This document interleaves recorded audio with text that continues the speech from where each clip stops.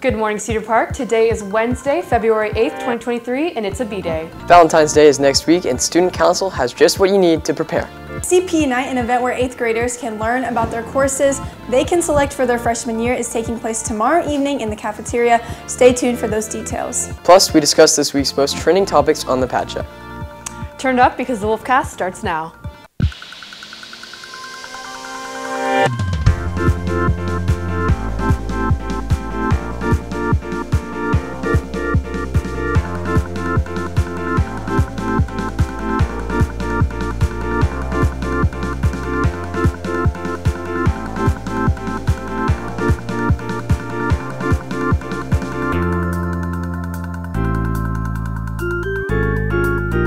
Good morning, Cedar Park, and welcome back. I'm Reagan Hill, and I'm here this morning with Reed Cummins and Katie Whitmarsh.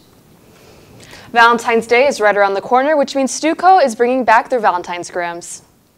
For $5, you can have a small stuffed animal and a personalized note delivered to someone special for the holiday. Junior Trevor Von Wepperfield talks about why they do the Grams. We do the Valentine's Day Grams because we know that the student body really enjoys both the humor and the actual kind of romantic aspect of delivering these stuffed animals. The Valentine's Grams can be purchased in the cafeteria today through Friday during both lunches. 8th graders from surrounding middle schools can attend CP Night tomorrow, a night where they can learn all about the different programs they can choose from in their course selection sheet for 9th grade. But it's not an event only for them. AP Jennifer Coleman explains the importance of CP Night to current students of CPHS. For students, it can be a great way to decide what courses are of interest, help you refine. But I think it's also really great for our existing programs to recruit, to encourage people to continue to participate in those programs, and just a really great way to build a culture that has been a little bit more challenging during the last few years. Be sure to make it out to CP Night tomorrow night in the cafeteria. Coming up, The Brief with Ryan Green, but first, this break.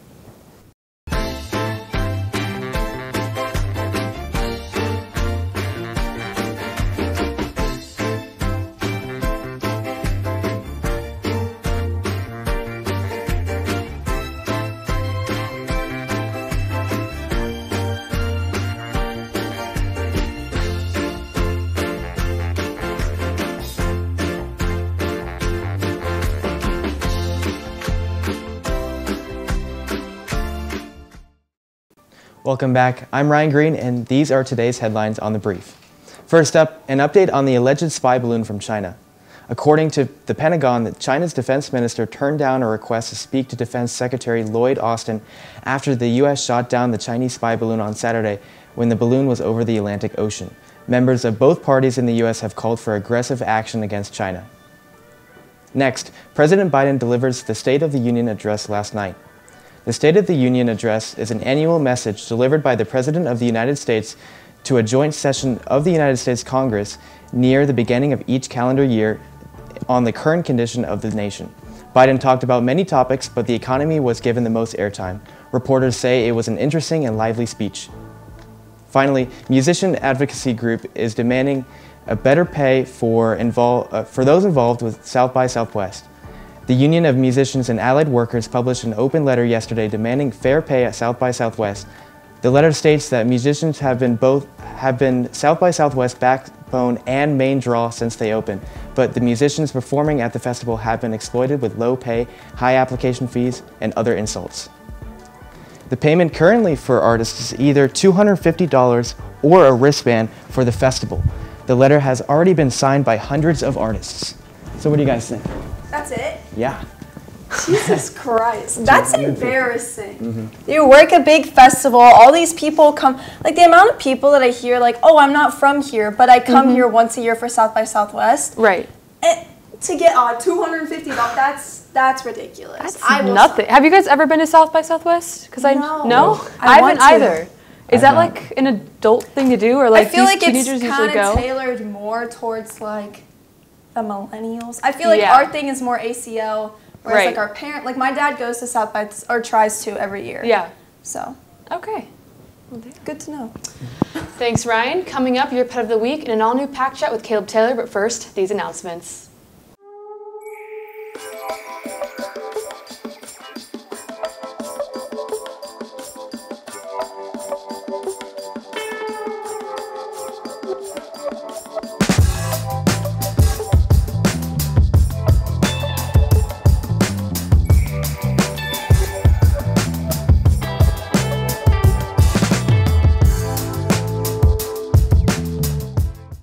Welcome back to the Pack Chat, our student voice opinion segment. I'm Caleb Taylor, filling in for Jack Polishuk, and I'm joined this morning by Tomby Sonkoli and Reagan Hill, and guest co-host Madison Shields as we discuss this week's most trending topics. Let's get it started.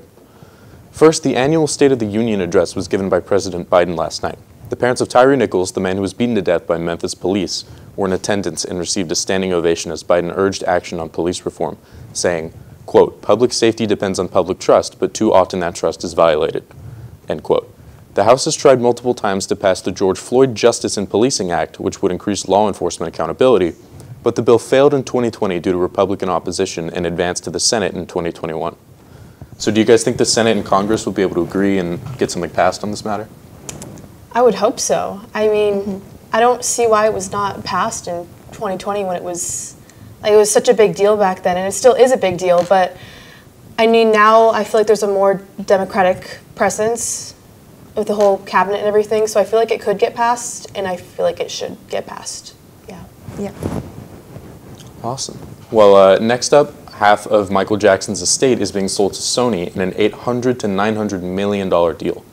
The rights and revenues to his music, the MJ the Musical Broadway show, and the upcoming biopic, in which Jackson is played by his nephew Jafar Jackson, are all on the table. The almost $1 billion purchase will be the biggest music deal yet, beating Sony's purchase of Bruce Springsteen's catalog. So what do you guys think about the sale? Go ahead. I'm honestly really excited just because I really like Michael Jackson's music, and I feel like I know Sony just did Whitney Houston's movie, her biopic, and I feel like that was really good, so I think they'd do something great with it. Yeah. Yeah. Are they going to be making like a Michael Jackson movie out of this, possibly? Well, they were already talking about making a movie, and it recently came out that his nephew was going to be playing him. That's gotcha. Yeah. You said it was like around $800 to $900 million, correct? Almost $1 billion. Do you think that's like a reasonable amount for his whole entire estate? Honestly, well, that's only for half, which is kind of the crazy part. For half of it? Yeah, because Oh my it's, gosh. you know, that is already the biggest deal, because the Bruce Springsteen deal that Sony bought was around $500 million, and that was his entire catalog. So it's really impressive that. I feel like Michael Jackson's a little bit more well-known, though, Little than bit. Yeah. Bruce Springsteen. I mean, it is Michael Jackson. Yeah, but like I would say that's quite a lot of money, Yeah. considering it's close to like $1 billion for half of his estate. That's insane. They don't call him the king of pop for nothing. And finally, the Super Bowl 57 is taking place this Sunday with the Kansas City Chiefs facing the Philadelphia Eagles. It's the first Super Bowl in history to feature two black starting quarterbacks in Patrick Mahomes and Jalen Hurts, and the game's halftime show is being headlined by Rihanna.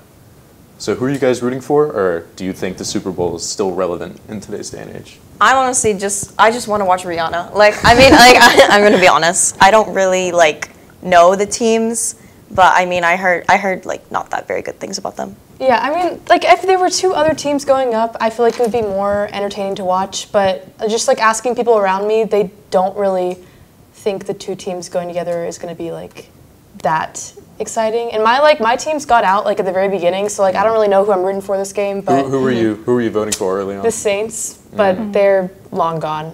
So but we'll see who wins. I'm excited for Super Bowl parties and just getting together with family. So that'll be good. That's the real fun part. Yeah, it's just an exactly. excuse to get together. Yeah. Well, that's all we have for today. Remember, T-Wolfpack, there is always time to chat. Now it's time for your pet of the week. This is Santiago Martinez's dog, Taz. Taz is a full-breed, long-haired dachshund, and he's a lovable menace. He can be super energetic, but also a little mean when he goes after the other dogs and their food.